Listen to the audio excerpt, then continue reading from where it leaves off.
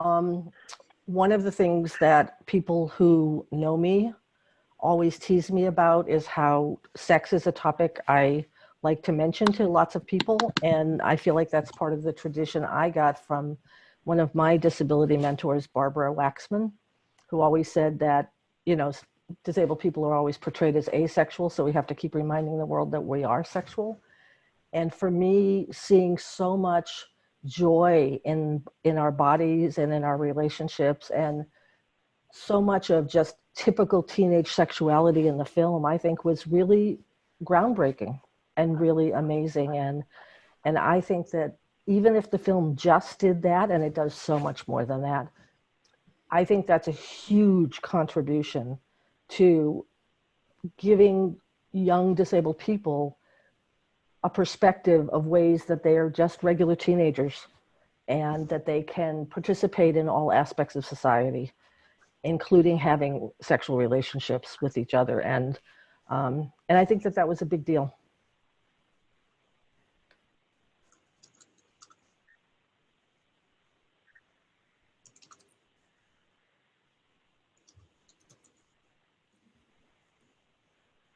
Judy or Dennis, what was it like to be a part of this film for y'all? Oh, for me, well, it was hysterical to look at the old footage. So, you know, looking at yourself when you were young is, I think, always interesting and typically amusing, since we change over decades the way we look, and so that in and of itself was fun. And I think, you know, a little bit of what Corbett was also mentioning, I think, you know, the film itself is kind of a natural, age-appropriate sexuality energy going on in the film. And I think that was also fun to see. And looking at Jimmy when he was 15 years old was hysterical, and watching him talk about Nancy D'Angelo, who was also a good friend of mine, and the fact that it was his first girlfriend, all those things were really very cute and fun. So I would say for me, what was really good about the film is you really see younger disabled individuals who, you know, we were going through that period in our lives when we were evolving, and would have been with or without disabilities. But the ability to, or the opportunity to be with so many other disabled people and experience these kinds of changes, including our gaining our own voices. I think being in a community with a significant number of disabled people also allowed us to kind of explore all of who we were, including conversations we wanted to be involved with, thinking of futures. And people stayed at camp for 4 to 8 weeks. So it was really a long period of time to not only get to know each other, but to trust each other and to explore various aspects of our lives at the moment and thoughts that we had about where we wanted to go in the future. So it was, and I think, you know, the film moving forward as it did really captured the growth and development of the movement itself, which I think has been very important.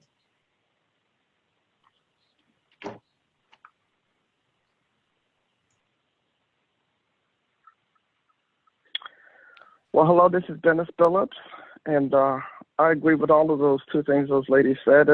It really meant a lot to me to see myself, remember all of the friends back then and all of the friends that are now, all of the ones who have passed, who we stand on their shoulders to actually have a film about us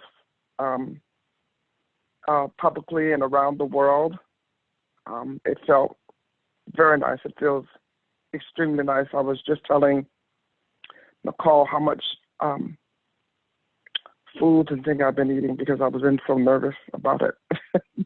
just seeing it for the first time in Sundance, and then seeing it in our homes, especially now when we have the abaco treat of people really watching us because they're at home and practicing social distancing because of the COVID-19 virus really puts a light on disability, growth, humor, education, intelligence, bond building, community building, and all of those things, how we grew up and how we merged together as a unit. And to see that some 42 years later and to see it now has been a real treat. Alex, this is Corbett. Can I jump back in? Yes, yeah. This is Corbett. For me, one of the things the film does, the whole film project does, is twofold. One is, as Judy said, it shows a particular trajectory of a particular part of the disability rights movement in the United States. But the other thing it does is they have hundreds of hours of interviews with disabled people, and so little of the history of people with disabilities is captured anywhere. And I think that archive, it's all been transcribed. That archive is a really important historical record, and is going to be really, really useful going forward. And that for me was the main reason that I was interested in participating in the film, was to capture the stories that, I had personally witnessed, and that, I know from other people who have been interviewed that a lot of it didn't, most of it didn't end up in the film. Of course, it's a 2-hour film, but that recording of the history is invaluable, I believe. Yeah, and I think just to speak to your earlier point, I'll add for all the panelists, I'm always here for a reverence. So anything that you want to add today, Emily's given me the reins, so we'll have some fun. But I really resonated with just the joy that it was so palpable watching the film, of seeing disabled people in community, and you all speak to kind of that experience of what it's like to have disability be kind of the bond, right? The tie between everyone present. And I'm just curious sometimes I have a hard time articulating like what it's like to be in community with other disabled people. Could you all share, what it's like for you, whether it's at camp or at a movement? Like, what is it like to be surrounded by disabled community? This is Dennis Billups. I was really fortunate because growing up in San Francisco, we had a lot of blind, and then later on we had different disabilities growing up in that. But it's always very special talking to people and friends who knew you and who grew up with you and could understand the trials and tribulations you went through as a disabled person. For my sister and I and other blind people and other people who were deaf and people who were in wheelchairs with other disabilities. We did the first play for disabled persons, and it was called Little Prince, way back in 1970. And I'm still thinking about that. Was a jump off for me to jump into this film to show the archives, as Corbett said, to show our history and our movement and the power of love and power of adaptability that we had to go through during our times, and that we're still going through in these times, and that how we can actually pull people together because of our strength and our desire to move together and work together in different ways.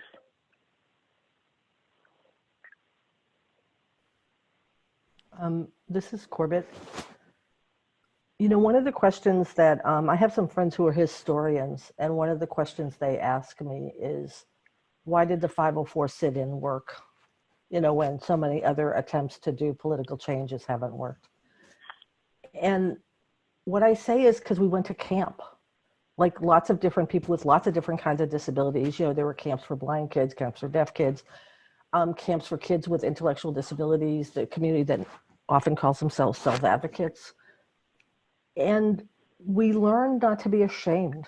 Like, I grew up in a community where I was the only disabled person, in my neighborhood. I was the only visibly disabled person in my school. And when I went to camp, I was just a kid. I was just a camper. And I got to say things like, I can't do that, or I can do that, or I want to try to do that. Judy sometimes talks about the importance of having a community where people get to fail, giving people the opportunity. Like, so many times the parent community is like, I don't want my kid to get hurt. Well, how else are we going to learn if everybody has to try and learn? And for me, one of the things about the 504 sit-in, and this to me is just a microcosm of the disability community writ large, is people got to bring their strengths to it, and they also got to bring their disabilities. We didn't have to leave our disabilities at the door.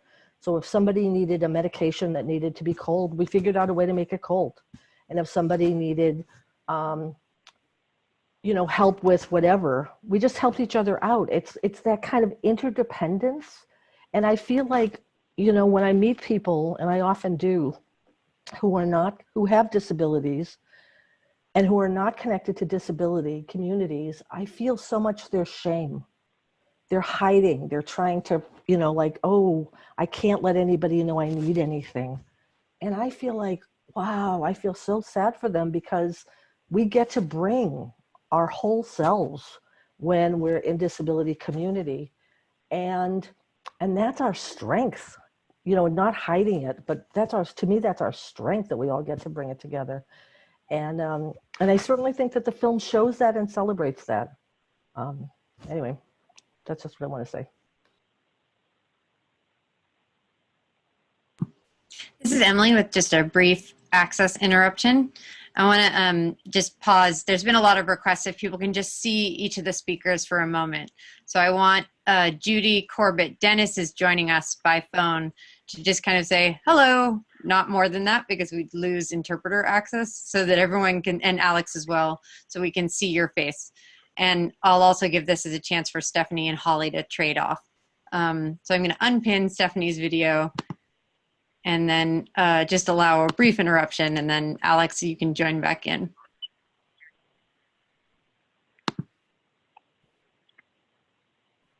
Hello. Hello. Hi, everyone. Hello. Hold on, can you do that one more time? Sorry. Hello. Hello. Hello. Hi, everyone. Okay, thank you.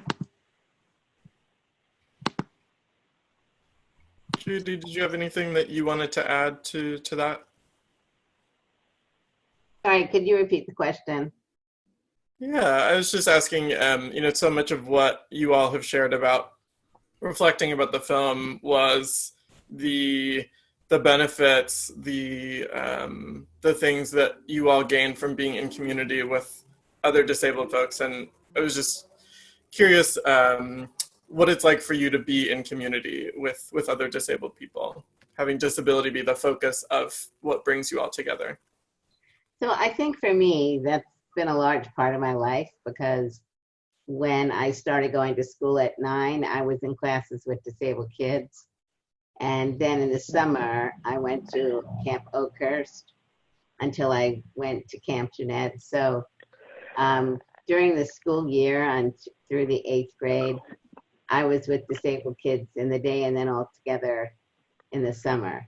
In my neighborhood where I grew up, I also was integrated in my neighborhood with my neighbors, and I went to Hebrew school and synagogue and Girl Brownies and Girl Scouts.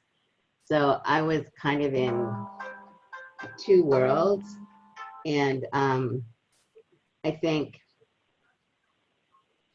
I recognized, when you're younger, obviously we wouldn't be saying things like we are today, but I, like many of us, really valued the opportunities more, I think, at camp than at school, because in school we were, at least through the 8th grade, in a regular school building, and our classes were all in the basement.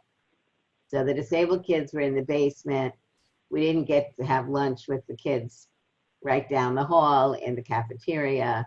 We didn't get to do gym or other activities with them. And only once a week would we go to auditorium. So the differences that were, reinforced between disabled and non-disabled people was very stark then. So going to camp, we weren't in the middle, there weren't non-disabled kids around us who kind of walked by our classrooms every day. So it was really a world unto itself.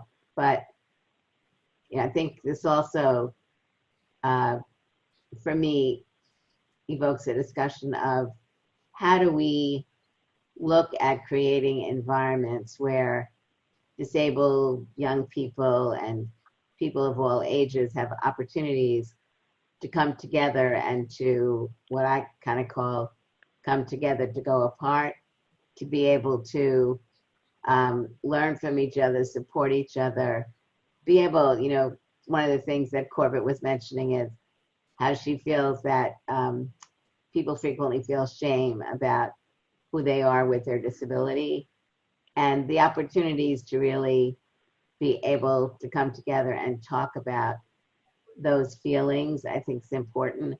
And I think it's also, the camps were for kids, through 16, 17, 18 years old. But many people acquire their disabilities when they're older. And I think opportunities for people to come together and, as I said, come together to go apart, I think there are not enough of those opportunities now. There's still a focus on getting younger people, college students together, maybe through some programs at the state level for like a week. But for people who become disabled as they're older, maybe if they have a spinal cord injury where they go to rehab for a period of time, then they're getting together with other people with similar disabilities. But there it's also in the beginning, so they don't necessarily get the opportunity to meet people who've had their disabilities for a while and really talk to people about how their lives have changed. So I think this is a really critical discussion, and I hope in part actually that the film allows us to think more about the importance of people coming together and looking at possible ways of creating those opportunities. And maybe kind of following that, talking about this idea of like bringing disabled people together, another theme that I'm hearing come out of that is like empowering disabled people to lead that organizing, right? Rather than spaces or service providers creating that space. Like, how do we empower disabled people to organize, or as Corbett was saying, to be their own storytellers? That's one of the things that I was curious about for the panel is, Crip Camp is, received acclaim at Sundance. It's on Netflix. This is squarely in the mainstream. Hopefully with that success, it's widening opportunities for more stories like this. What are some disabled stories, people, movements that you would like to see celebrated following the success of this film? I mean, for me, I feel like we need to be looking at how do we get our information, and because there's so many different ways. We get it through books, we get it through streaming, we get it through the news, we get it through television, on and on. The absence of disability in all those different areas is pretty stark. So I think there is work that's going on to bring more people who have disabilities into media overall. But I would say that's an area that we really need to be focusing more on. And I've been doing some work with some people as a result of a fellowship I had with the Ford Foundation. Lots of different people are doing work in that area. But I think it's important. Education is critically important to be able to look at opportunities for people to be competitive for jobs. I mean, if you kind of look at the 1970s, one of the things that was going on with the establishment of the Centers for Independent Living, at that point, like the centers in California, were by and large, not exclusively, but by and large had directors with disabilities. That was very important. And the bylaws and the requirement of legislation that the CILs be controlled by disabled people, which still exists at the federal and state level, is very important. But it's, you know, those programs are like teeny in comparison to the broader system. And I think we're looking at service delivery and advocacy, rights-based organizations that are disability rights groups like the Disability Rights Education and Defense Fund, but then the Leadership Conference organizations on civil rights. You know, how many of those organizations have been hiring disabled people within those organizations who are moving up within the leadership of those groups? And women's organizations, how many disabled women are being hired in those organizations who can move up? I think, you know, we need to be really moving up through other traditional rights-based groups to have a bigger influence, as well as looking at ways that we can be supporting disability rights organizations that we're running.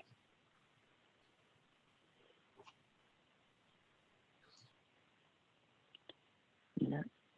Hi, this is Dennis Billups, and I totally agree there needs to be more hiring of disabilities of color and moving them into leadership positions, as well as pulling them together to make their own group so we can become a bigger and a more robust group. I think the film is going to move in that direction, or is, from what I'm hearing from everybody, is that they really do like it. They really do like the growing of the teenagers and the maturity of thought and the exploration of them, going to camp and then going to find out some of the things they can and cannot do, and then fighting for their rights, fighting for their humanity, fighting for society to get better and to have a better place and a better footing in society, that we become more of a leader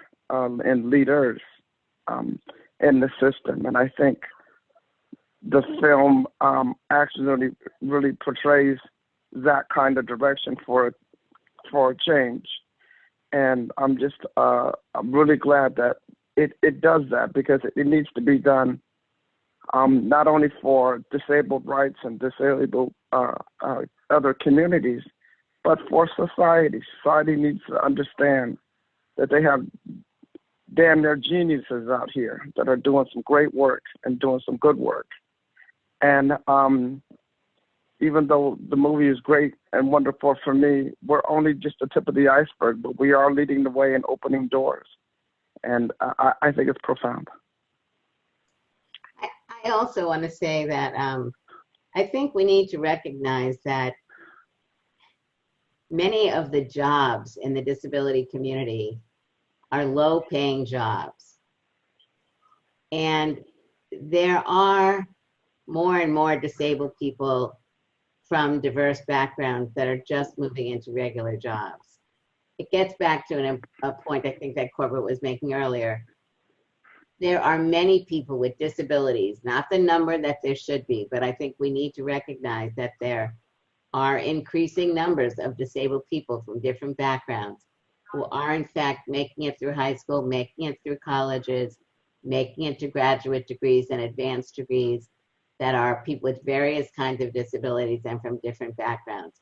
They are not necessarily at all affiliated with our movement. So I think it's very important.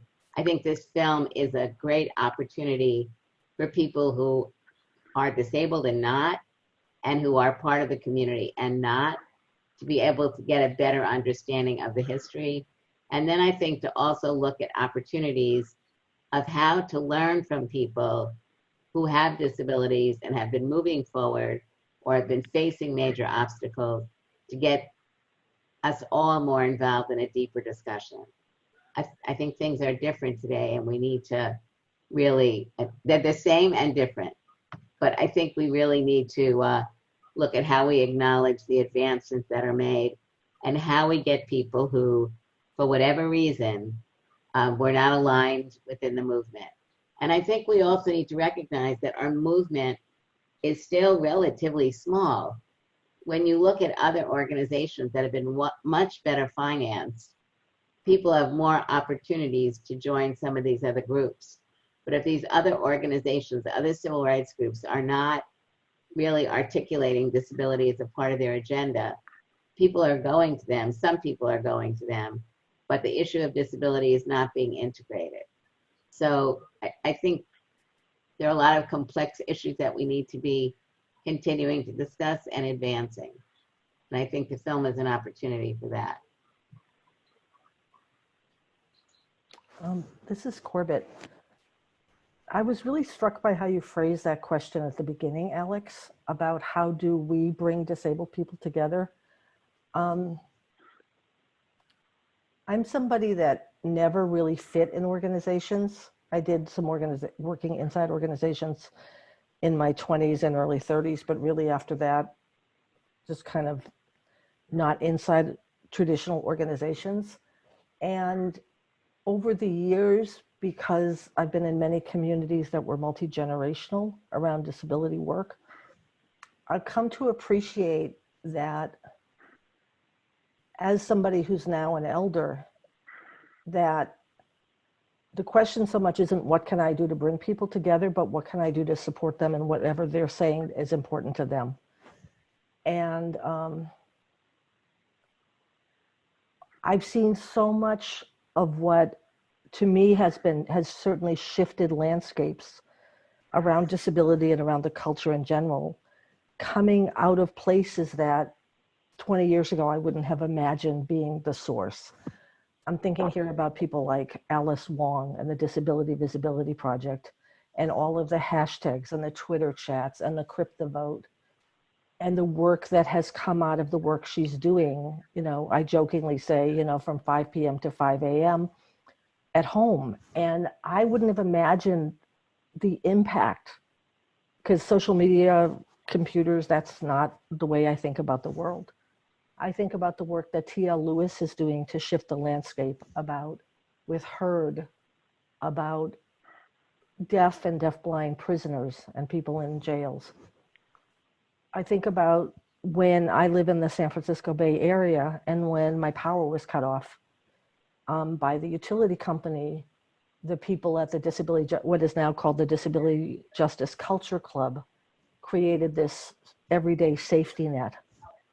So these are not people working out of brick and mortar buildings, but they're people that to me are moving us forward. And I think it's worth noting that the examples I'm using are being led by disabled people of color. Because certainly when I was coming up in the disability rights movement, that wasn't a common sight. Most of the organizations I was connected to, that wasn't there. And so for me, it's been my questions for myself have shifted more towards, I don't know what the stories are that need to be told. I just need to believe that when people say, I have a story I want to tell, or I have something I want to do, that my job is to say, how can I be of service? How can I help you? Who do I know that you might want to be introduced to? And sometimes there are people that are organizationally oriented people or politically oriented people, and they're people where there's pre-existing organizations that they fit right into. And sometimes they're just going to be making something up that's never been imagined before. And so for me, that's kind of the way I've been thinking about that question.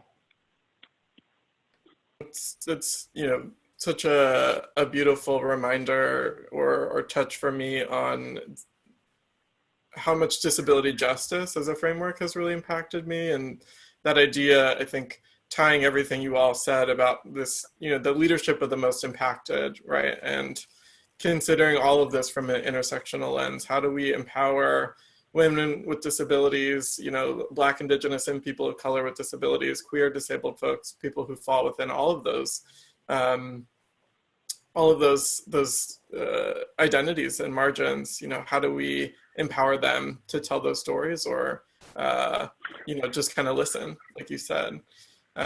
You also brought up Alice, which is a great segue to the last question I'll ask before we do a quick checkout. Let me see. I've got a text from Emily that we've got some audience questions as well. So let me just ask this question from about, I have a question that is inspired by Alice Wong. And if we could maybe keep our answers kind of brief for this, so that way I can ask an audience question or two. But, Alice has described disabled people as oracles, kind of with our knowledge of access, interdependence, and organizing strategies, we can provide a window into a better future for everyone. If you could just name one thing that the 504 protest taught you that we could all learn from to survive and thrive today, especially in light of, kind of what's going on, the circumstances with social distancing, kind of everything that's happening right now. For me, it's, This is Dennis Billups. Go ahead. No, Dennis, you go ahead. Oh, okay. The thing it taught me, I met some great people in that building. I'm telling you, the names could go on, like Rod Washington and Brad Lomax and a lot of different people. But what it taught me is that humanity can exist. People working together, communities can exist to work together for the greater good or greater common good for mankind.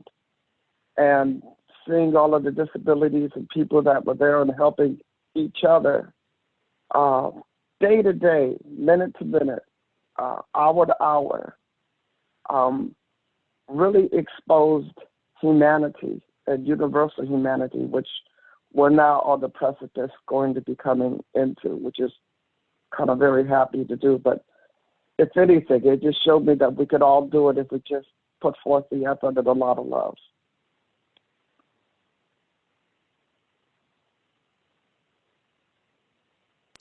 I think it's important for people to learn how to tell their story and to be able to dig deeper and not just tell the story at a level where you feel comfortable telling it to kind of anybody. I think really to think about how whatever forms of discrimination you're experiencing, and I think that's another very important issue, that, all of us have different parts of who we are, and kind of thinking about the totality of who we are and being able to tell our stories. And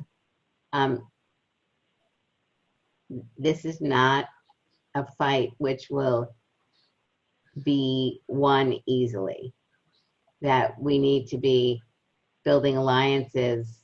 We need to, the extent that we can, in telling our stories, tell our stories not necessarily just to other disabled individuals, but looking at ways that we can feel comfortable in telling our stories more publicly, whatever venue you're working in or living in. And this is Corbett for me, focusing on collaboration and interdependence as keystones. Yep, totally agree. Thank you. So, go ahead, Dennis. No, I would agree that interdependence and working in that venue that Corbett is saying is so important, because if we don't get it, they won't get it. Humanity won't get it. And I just feel that we're an extension that if we get it, humanity right now, seeing our film right now, is thinking, damn, how did these people do that? what made them do that? Can we do the same and work together? And we're going to have to do that, especially now. So this film showed me that we did it, can do it, and will do it.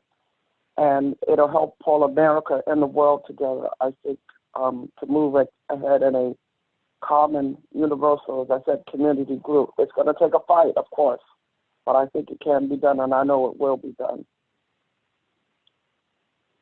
Thank you. Just a quick time check. I know we got started a little bit later. Corbett, Judy, Dennis, are you okay if we go about like 10 or 15 minutes over? I am. I have another Zoom meeting, so 10 is my maximum. Okay. I have no problem with it. All right. Okay, thank you. I just wanted to make sure I could ask one more, or just some of the questions from the Q&A from the chat. Some of what just came up in this last round of answers was this idea of interdependence, and also, you know, some more of these disability justice concepts of like cross-disability solidarity. Someone in the audience asked, how can we make sure that people with intellectual disabilities are also put in the forefront of the disability rights movement? Oh, good one. I think there are more and more organizations that are run by people with intellectual disabilities, and you know, we do not have a national coalition any longer. It's been something we've never been very successful with in the US, but I think it's very important for us to be reaching out to those organizations so that people with intellectual disabilities can be guiding the work that's being done, and for disability rights groups and others to really include in our development of boards and staff diversity, including people who have intellectual disabilities.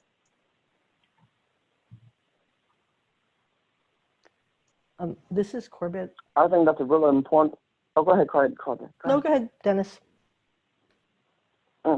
I think that's really important, since I know you know, more and more aware of persons who are doing intellectual stuff, writing books, doing papers, making their voices heard in that kind of venue and other venues. I think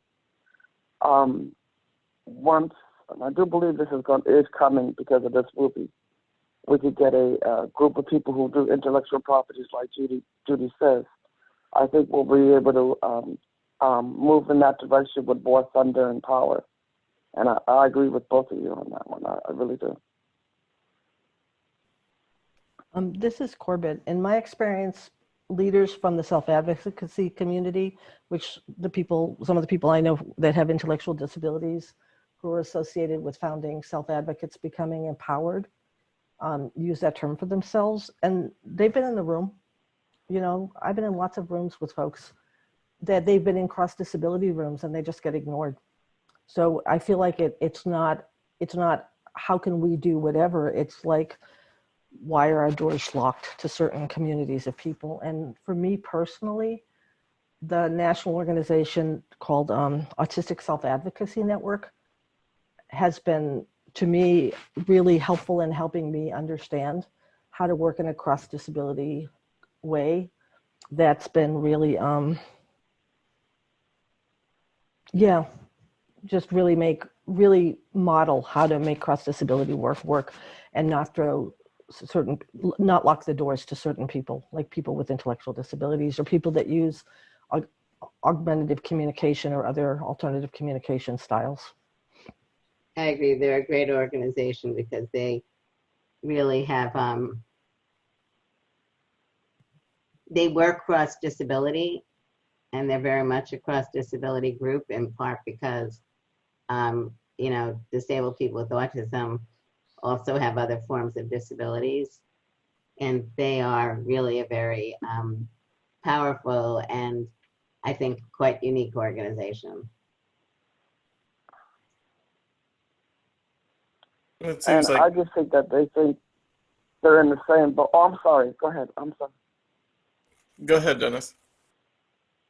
Okay. I just think that they in that same culture look at things differently than we do. They look at things a lot differently than we do, and we have to understand the synergy of that and work in that kind of concept and which they do. It seems like that all echoes some of the sentiments in the film, or the lessons of challenging this disability hierarchy and making sure that we have that cross-disability solidarity in all of the spaces that we're promoting, whether it's service provision, organizing, or just coming together, for camp. So seems like there's a ton of questions. I wish that we could get to all of them. Maybe to summarize some of them and end on bit of a positive note. One of the ways I love to end these conversations is on the note of Adrienne Marie Brown. She has this framework of pleasure activism. She defines pleasure activism as us learning to make justice and liberation the most pleasurable experiences we can have on this planet. Can you leave the audience with one thing that is giving you pleasure in your justice and liberation work?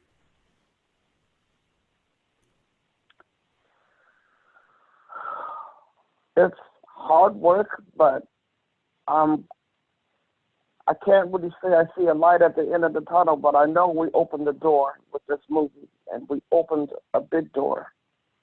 And I think it'll be fresh watermark, a threshold for society to look at. I keep talking about that, but I really believe now, after 40 years, and all of the people you have here who've been through so much stuff, and with their disabilities, discrimination, color, environment, and things of that nature, I think we really opened up the faith here, and I just would like to help it continue as a watershed mark, not only in the United States, which it has to be done, but as I said, all over the world, and to, as I said, show humanity what is capable of doing. That's my thing. I'm very excited about the fact that there is more and more work being done by a bigger and bigger group of people, and that the internet, social media, a variety of opportunities that are out there are allowing people both domestically and internationally come together. I am very concerned about what's going on right now with the coronavirus and what impact that's going to have on us, not just at this moment right now, and we're obviously very concerned about disabled people contracting the virus and whether or not they'll get equipment, services, etc. But I'm very concerned about what's going to happen over the next year or so, because so many people have lost their jobs. There's so much disruption that's going on in society. Our movement itself, while definitely moving forward, I think we're going to have to pay real attention to making sure that as we move forward in some way reconstituting our society, make sure that disabled individuals are not marginalized but can get to the table sooner and have a bigger impact on the changes that will be happening. And this is Corbett. My short answer is basically whenever I'm hanging out with people that I have a commonality with, I'm happy. So if I'm hanging out with fat folks, or I'm hanging out with disabled folks, or I'm hanging out with queer folks, like, I'm having a good time, because it doesn't matter if we all like each other. We all are sharing a common experience, and we kind of come at it with this kind of awareness that things aren't always easy, but we have each other, and that's really how we're going to survive. And kind of following up on Judy's point, so I'm sitting at home, I'm recovering from pneumonia that I got from having coronavirus in February, and I'm using the internet to support, direct mutual aid groups that are, that people that want to talk about the film.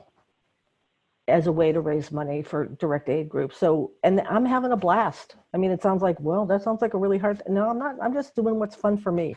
It's fun for me talking to other disabled people and having community and not being isolated and just being in community with folks that we can be in community with. And so to me, whether it's, you know, a sit-in or a camp or a party or a fundraiser, it kind of doesn't matter. If I'm hanging out with folks, with my people, I'm happy. Well, thank you. I kind of agree with. Oh, go ahead, Dennis. I kind of agree with that because it's very seldom that you get a chance to meet with a lot of disabled persons and other people that you really like. Especially now with this coronavirus going on, you know, people are leaving us in a lot of droves, and that's not many people get used to that happening, especially now. And a lot of people thought we were over that kind of thing after the last pandemic. So, as I said, I agree with you, Corbett. Hanging around with good people, learning how to not just feel good, but be happy, and having fun, doing what we're doing, liberating folks, opening up the minds, kicking down doors, and as Evan White told me to do, kick ass in some way in our life to make sure that we're known. Makes me happy. That does. Well, you know, Dennis, thank you so much for, I think, that note. You know, to wrap up for today, I want to express gratitude to the three of you to have the opportunity to be in community with you all. You know, I learned about the 504 protests the first semester of my grad program.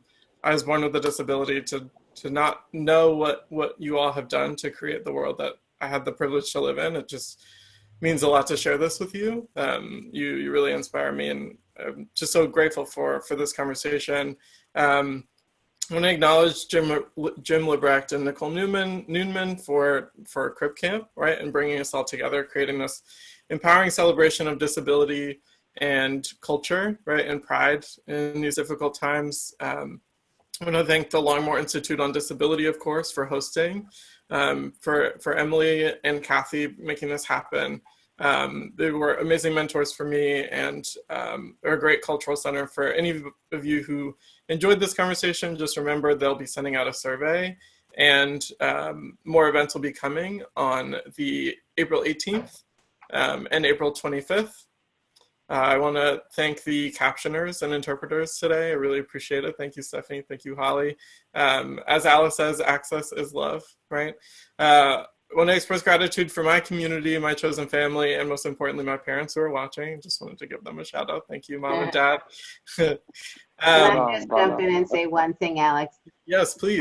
I really encourage people to go online and look for books written by disabled people. I have a book out right now called Being Human. Alice Wong has a book which is going to be coming out. Corbett's got 1 or 2 books that are already out there. There are numbers of books that are out there. I encourage you to look for them. If you can, buy them, or when the libraries open up, get them from the library. Some of them are on the National Library Service, or yeah. Yeah, thank you for that. I'm working on mine finally, so. Oh, good. Well, I will be adding all of those information. I can't wait. Lastly, I just want to thank you all for tuning in. There were over 300 people a part of this conversation. I just want to remind you that you all are a part of this movement as well. With our collective efforts combined, I'm confident that we'll be able to cultivate the liberated future that we all deserve. So thank you for your time and attention today. Please keep these conversations going. Keep reading, keep talking, keep chatting, and continue celebrating disability in your life and in your community. Thank you. Much love. Stay strong, everybody. Thank you, Alex. Thank you, Judy. Thank you, Dennis. Hey, good to hear you, Corbett. Good to hear you, Judy. Thank you. Thank you, Sundance. Thank you, Nicole. Thank you, Obama. Thank you, the Longmore Institute, and everybody who put this together. Thank the moderator as well as everybody else. as I said, people are mostly home now. They are listening. They are trying to wake up. And this is, I think, a great movement in our lives. And I love you all. Thanks.